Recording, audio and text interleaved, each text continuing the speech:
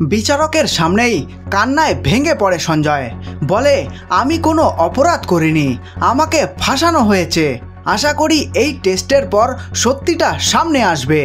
শনিবার থেকেই আরজিকর কাণ্ডে সন্দীপ সঞ্জয় সহ 7 জনের পলিগ্রাফ টেস্টের প্রক্রিয়া শুরু হয়, কিন্তু আদালতে সেই টেস্টের অনুমতি দিতে গিয়ে কান্নায় ভেঙে পড়ে অভিযুক্ত সঞ্জয় রায়। সূত্রে পাওয়া খবর অনুযায়ী বিচারকের সামনেই কান্নায় ভেঙে পড়ে সঞ্জয়। বলে, আমি কোনো অপরাধ করিনি, আমাকে ফাঁসানো হয়েছে। আশা করি এই টেস্ট সত্যিটা সামনে আনবে।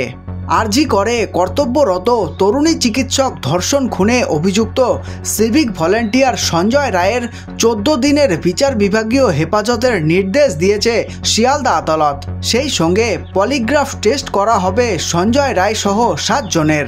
ঘটনার 24 ঘন্টার ভিতরেই পুলিশ ধরে ফেলে 33 বছরের সঞ্জয় রায়কে। মূল অভিযুক্ত হিসেবে তাকেই দেখানো হয়েছে।